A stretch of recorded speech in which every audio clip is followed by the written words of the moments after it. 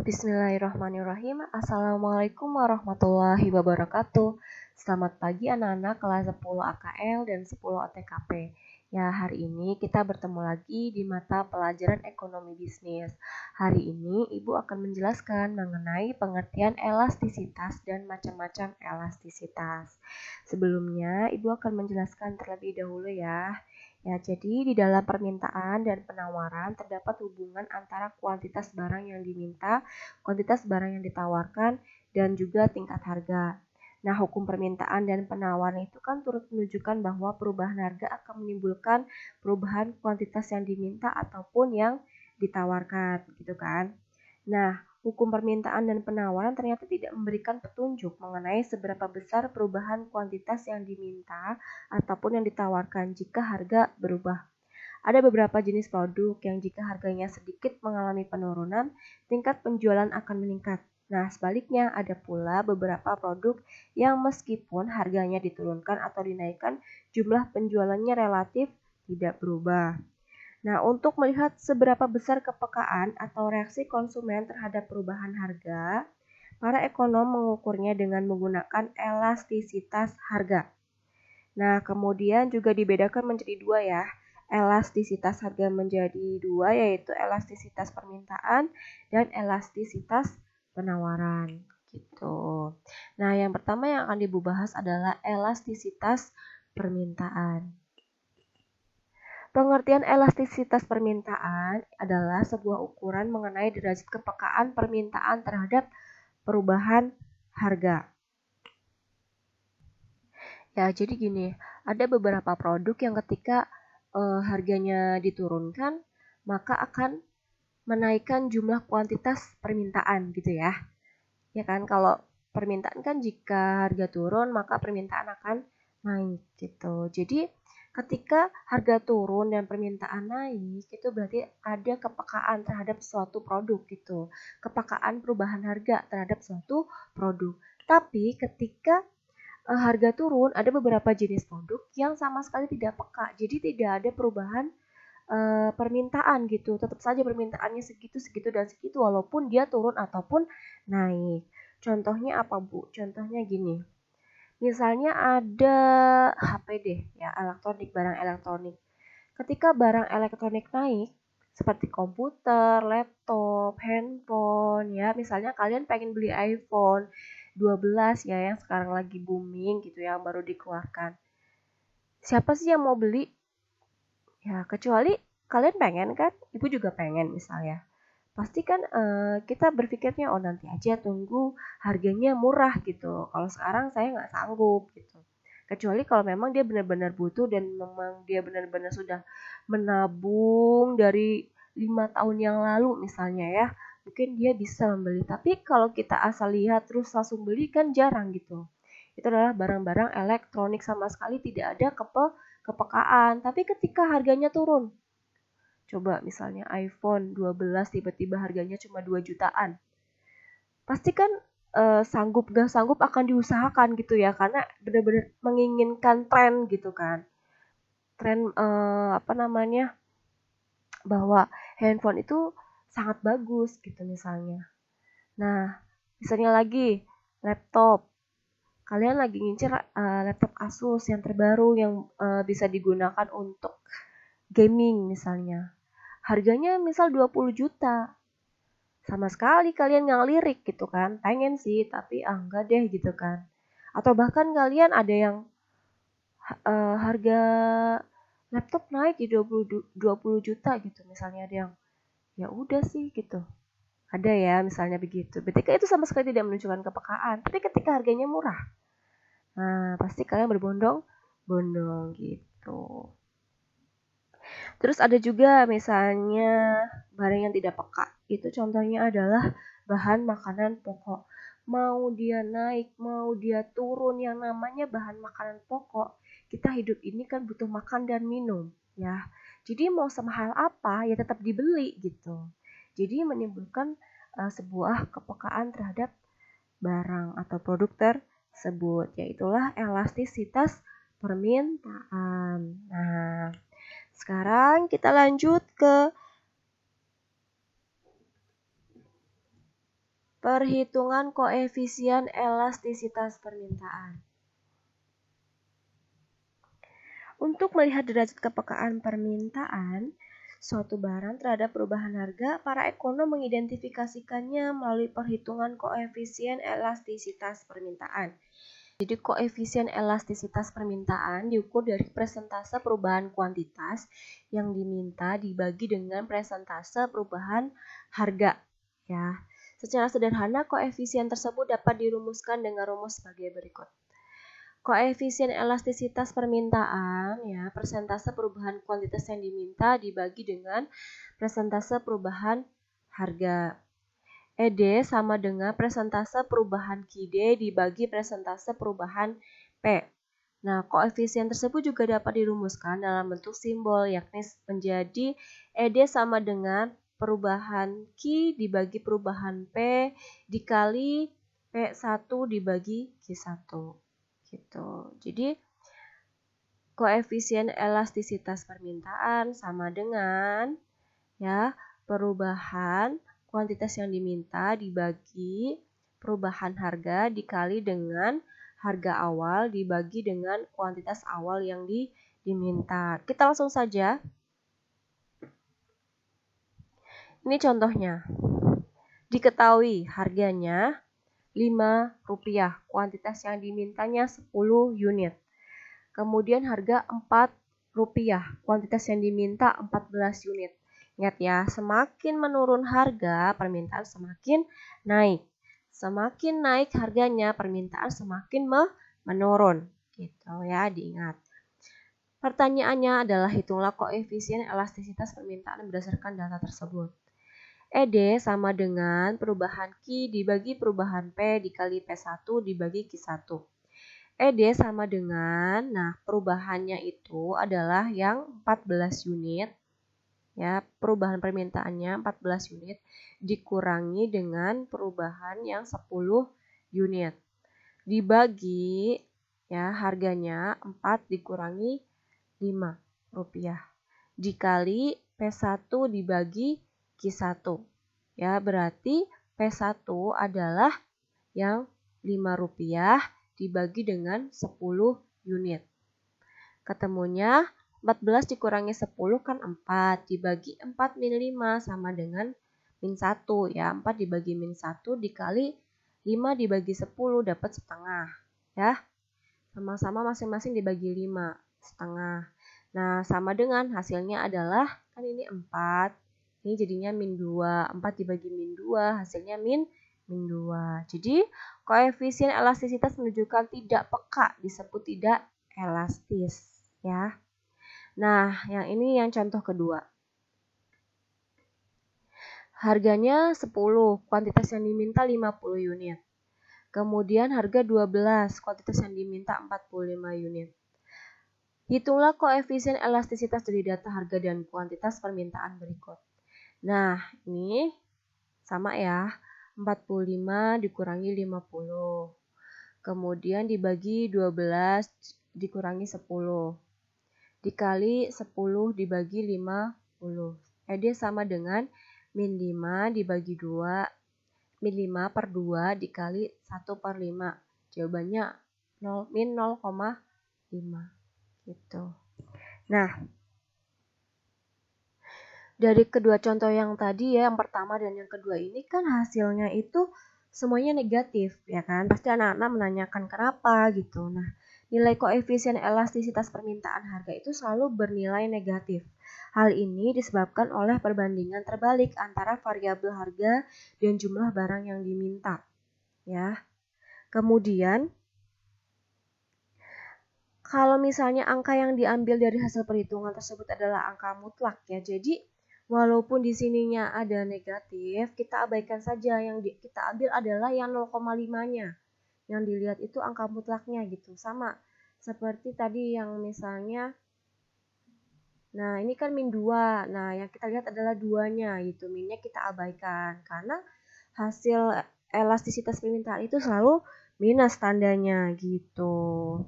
Nah, untuk contoh yang pertama itu kan menghasilkan koefisien elastisitas lebih dari 1 yaitu 2. Nah, sementara pada contoh yang kedua itu kurang dari 1, yaitu 0,5. Nah, kedua angka tersebut jelas mengandung arti yang berbeda ya. Koefisien elastisitas yang pertama menunjukkan kepekaan permintaan yang lebih besar daripada koefisien elastisitas yang kedua. Nah, kemudian juga pada contoh pertama, persentase perubahan permintaan lebih besar daripada persentase perubahan harga. Jadi contoh yang pertama itu lebih peka atau disebut dengan lebih elastisitas. Kemudian sedangkan contoh yang kedua itu tidak peka atau tidak elastis gitu.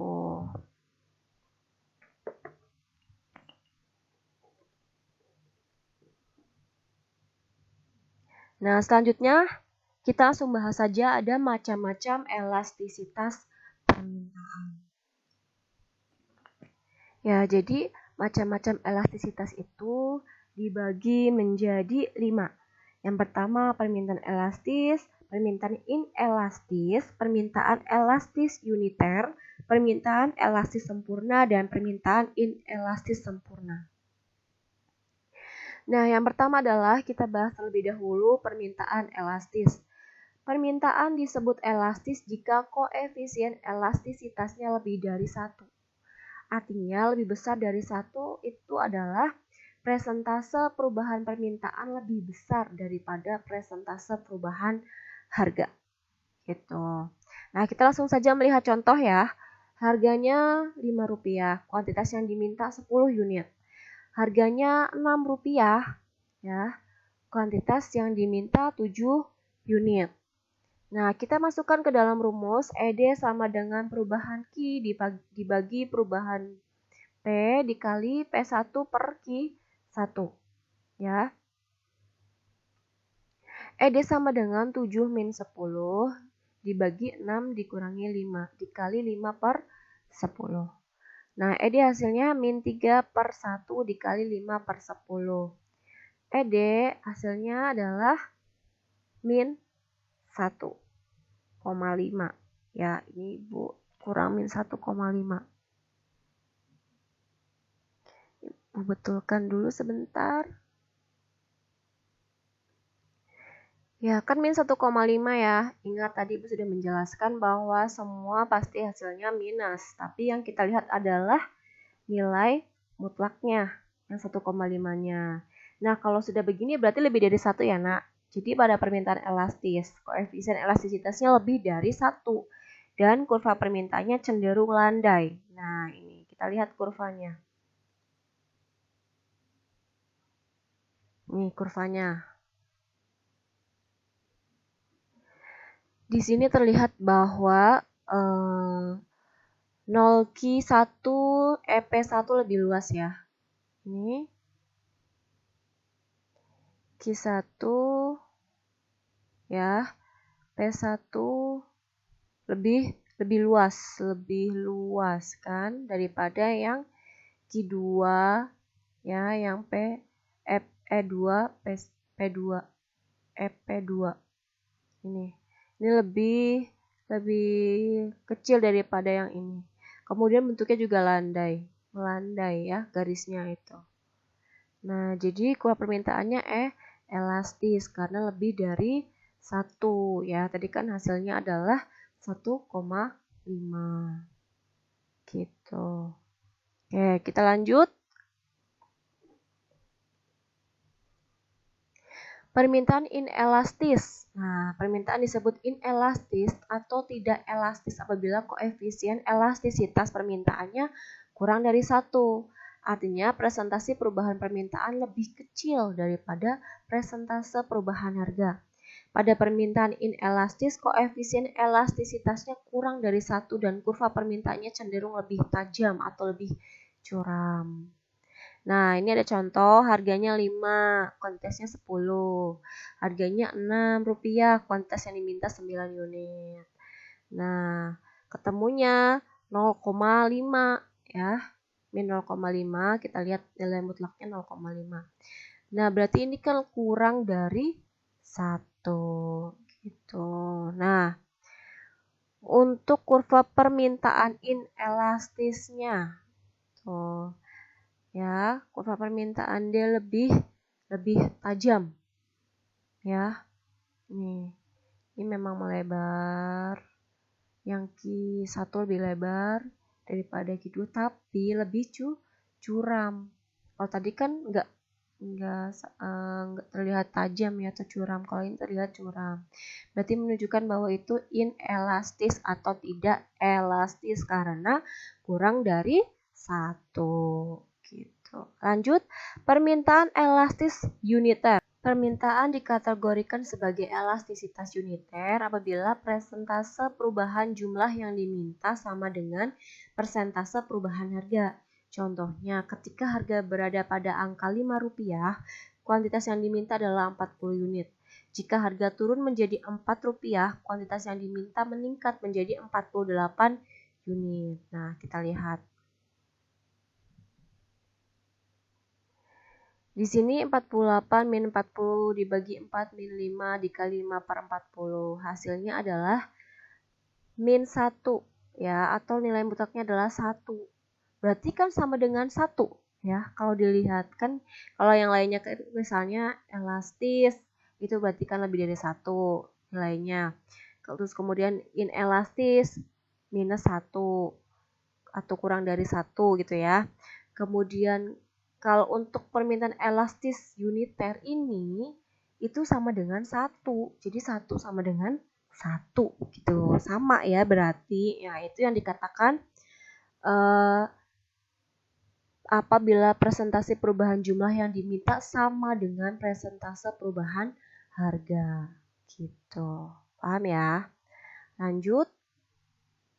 Permintaan elastis sempurna. Nah, permintaan dikatakan elastis sempurna apabila koefisien elastisitas permintaannya sama dengan tak terhingga. Gitu. Nah, apabila pada harga tertentu kuantitas barang atau produk yang diminta tak terbatas, apabila terjadi kenaikan harga sekalipun sangat kecil, akan menurunkan kuantitas permintaan menjadi 0. Sebaliknya, sekalipun terjadi penurunan harga yang relatif sangat kecil, kuantitas yang diminta menjadi tidak terbatas. Oleh karena itu, kurva permintaan yang elastis sempurna akan berbentuk garis horizontal. Situasi ini dapat dilihat dengan perhitungannya sebagai berikut. Nah, ini rumusnya. ED sama dengan perubahan Q dibagi perubahan P dikali P1 dibagi Q1. Nah, ini tak terhingga. Ya, tak terhingga permintaannya tak terhingga. Ya. Jadi jawabannya juga tak terhingga. Gitu. Itu adalah permintaan elastisitas sempurna. Nah, permintaan inelastisitas sempurna.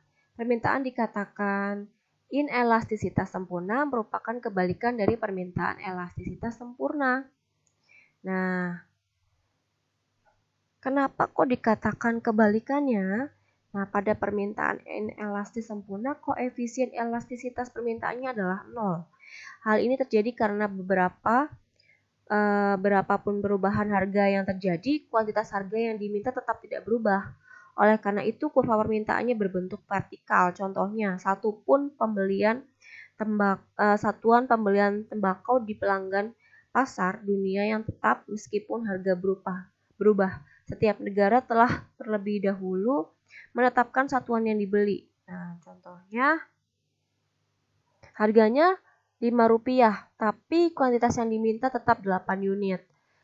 Terus harganya naik Rp7, tapi kuantitas yang diminta 8 unit tetap. Gitu. Nah, maka di sini perhitungannya jadinya 0. Dibagi 2 dikali 5 per 8. Hasilnya 0. Nah, terlihat kurva permintaan elastis uniter, elastis sempurna, dan inelastis sempurna. Nih. Ini adalah gambar kurvanya yang elastis uniter. Ini. Kemudian elastisitas sempurna itu lurus ya. Kemudian ini adalah yang inelastis sempurna. Tuh gambarnya seperti itu.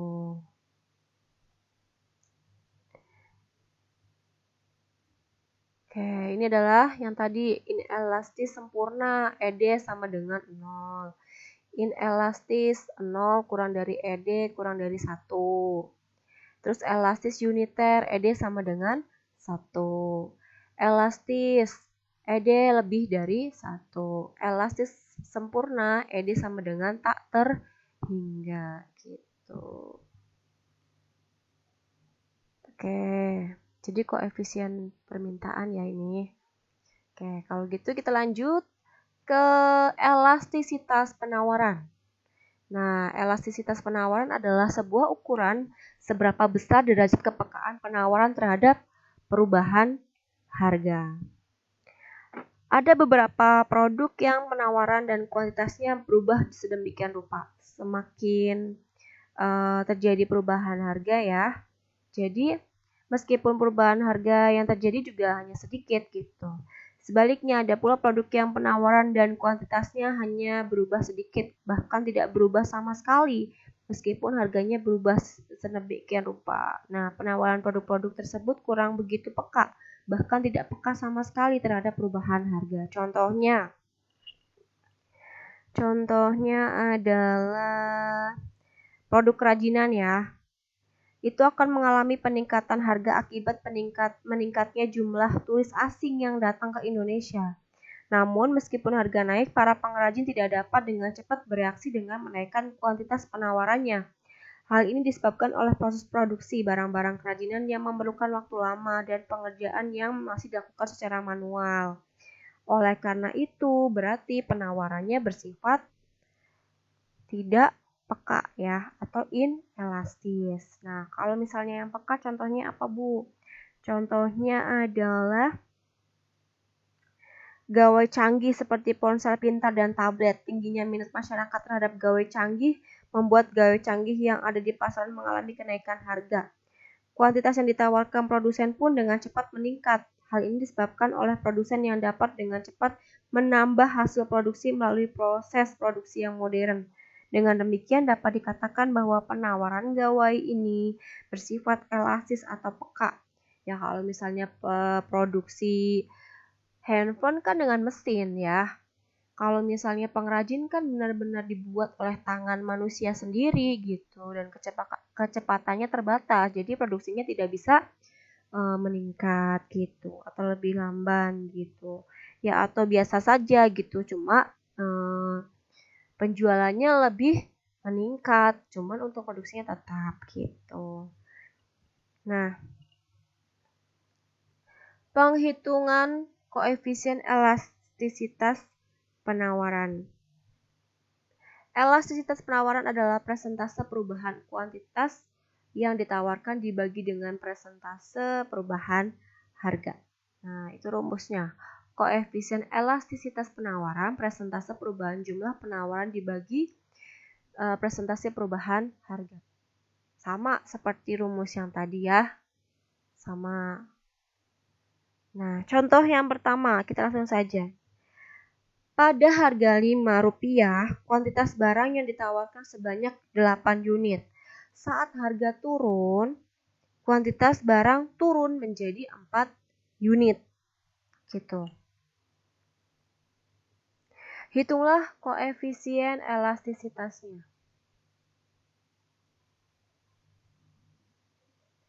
Nih, hasilnya adalah ketika sudah dimasukkan ke dalam rumus, hasilnya 1,25. Berdasarkan hasil perhitungan, diketahui bahwa penawar bersifat elastis karena koefisien elastisitas penawarannya lebih dari 1.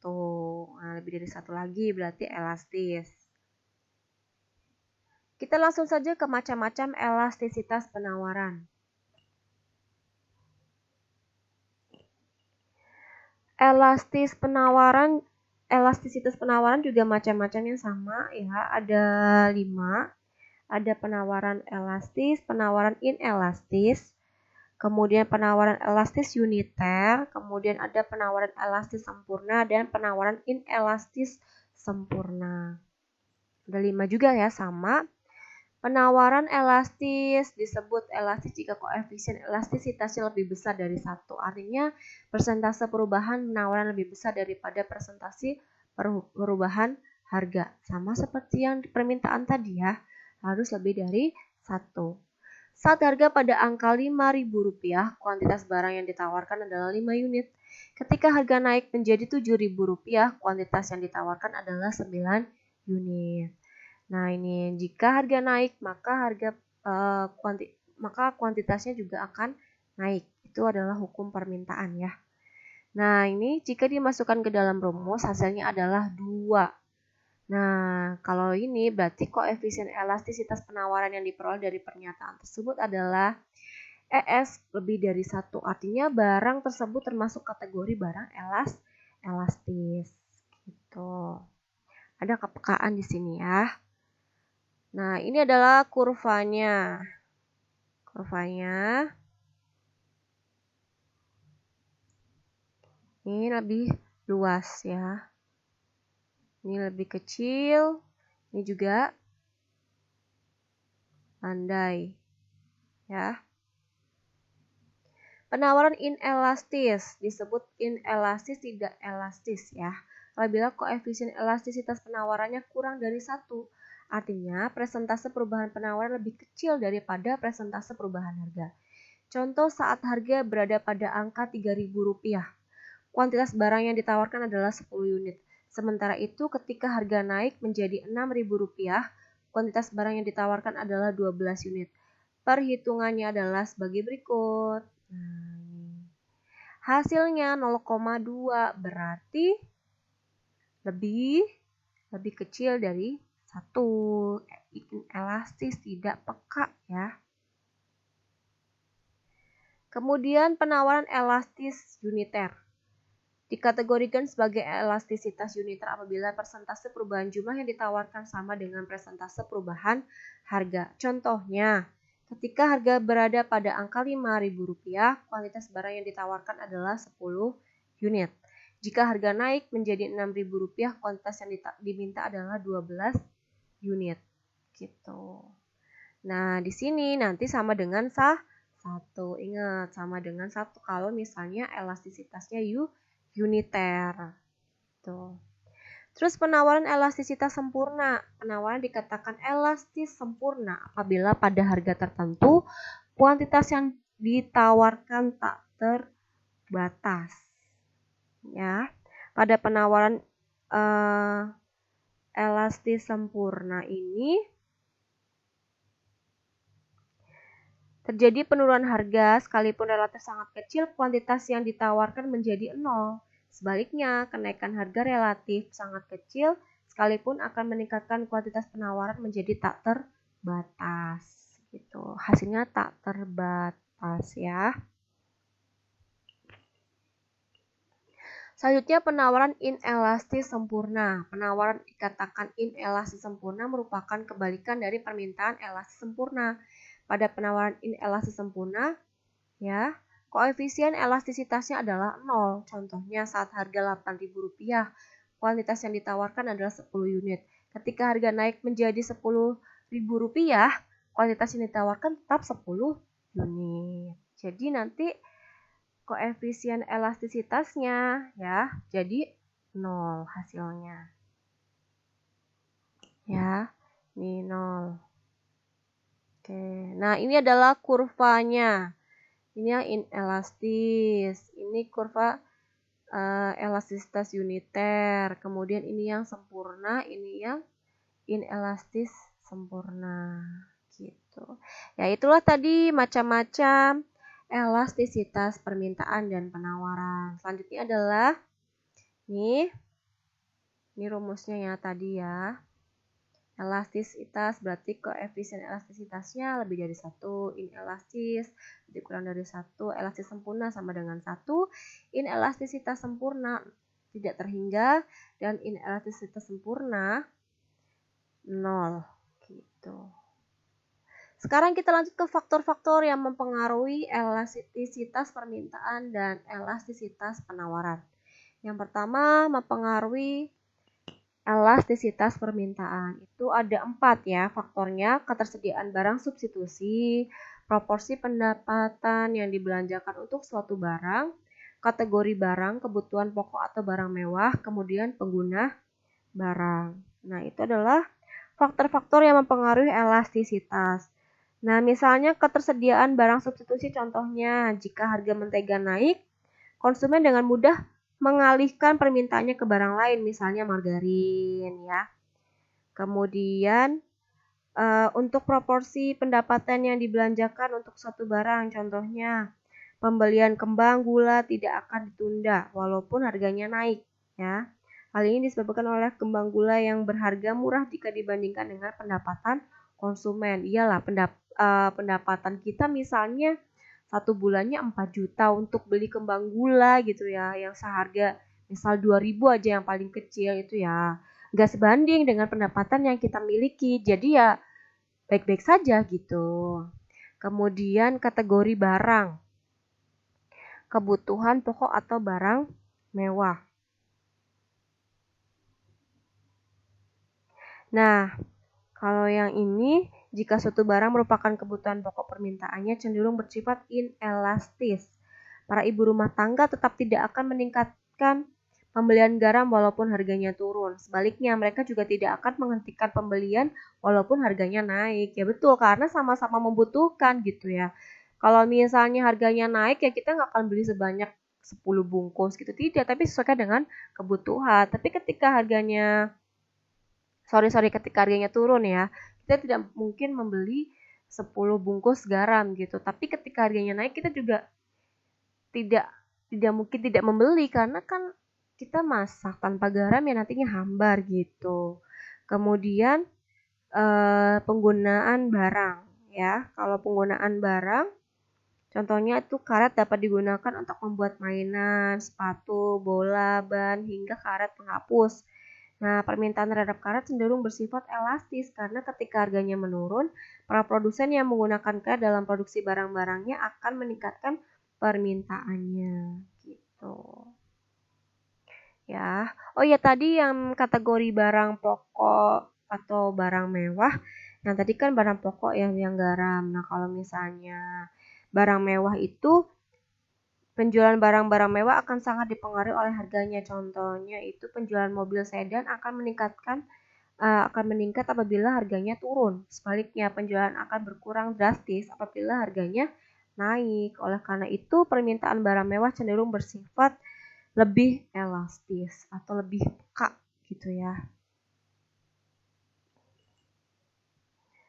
Selanjutnya, faktor-faktor yang mempengaruhi elastisitas penawaran. Ada 4 juga waktu yang dibutuhkan untuk produksi, daya tahan barang, mobilitas faktor produksi, kemudahan produsen baru untuk memasuki pasar. Nah, waktu yang dibutuhkan untuk produksi. Proses produksi memiliki waktu yang bervariasi ya. Produk-produk yang memerlukan waktu lama untuk diproduksi memiliki penawaran yang bersifat inelastis. Hal ini karena walaupun harga naik, produsen tidak dapat dengan cepat menambah persediaan produknya. Kasus seperti ini sering terjadi pada produk kerajinan di Indonesia yang tadi Ibu bilang ya, walaupun turis asing datang lebih banyak ya, penawaran kan juga akan lebih banyak. Tapi ya produsen tidak bisa memproduksi barangnya untuk lebih banyak gitu, karena kan benar-benar dibuat oleh tangan sendiri gitu. Jadi susah kalau misalnya harus cepat-cepat membuat barang kerajinannya. Kemudian daya tahan barang. Setiap produk yang ada di pasaran terbagi menjadi 2 kelompok, yakni kelompok barang yang memiliki daya tahan lama dan kelompok barang yang tidak tahan lama. Contohnya barang yang tahan lama adalah perkakas rumah tangga dan perabot. Sementara itu contoh barang yang tidak tahan lama ya bahan makanan pokok ya seperti sayur-sayuran gitu. Terus kemudian juga buah-buahan, daging segar gitu. Nah, kemudian untuk mobilitas faktor produksi. Kalau ini dikatakan memiliki mobilitas tinggi apabila mudah berpindah dari satu tempat ke tempat lainnya. Jika faktor produksi memiliki mobilitas tinggi, produsen dapat menyesuaikan kapasitas atau besarnya produksi. Penawarannya cenderung bersifat lebih elastis. Beberapa jenis produk memerlukan tenaga-tenaga ahli atau mesin khusus untuk memproduksinya. Penawaran barang-barang seperti ini cenderung kurang elastis ya, karena tenaga kerja berkeahlian tinggi atau peralatan khusus yang agak canggih cenderung sulit diperoleh. Kemudian yang terakhir adalah kemudahan produsen baru untuk memasuki pasar. Nah, kalau yang ini contohnya pasar makanan yang sedang tren di kalangan anak muda masa kini. Ketika masyarakat menaruh minat tinggi terhadap salah satu jenis makanan, hal tersebut akan mendorong kenaikan harga dari makanan yang bersangkutan. Gitu. Ibu pernah makan ada itu namanya mie ayam goreng. Itu enak banget. Dulu waktu ibu kuliah. Ketika semua mahasiswa itu cenderung untuk memilih mie ayam goreng tersebut, ya seketika itu juga penjualnya menaikkan harga. Gitu. Itu adalah kemudahan produsen baru untuk memasuki pasar. Ya, jadi sudah selesai, kita sudah belajar tentang macam-macam elastisitas baik permintaan maupun penawaran, kemudian faktor-faktor yang mempengaruhi elastisitas permintaan dan penawaran. Ya, cukup sekian.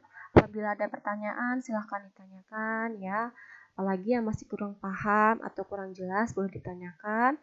Ya, semoga ilmu yang Ibu berikan hari ini mudah dipahami ya. Terima kasih atas perhatiannya. Wassalamualaikum warahmatullahi wabarakatuh.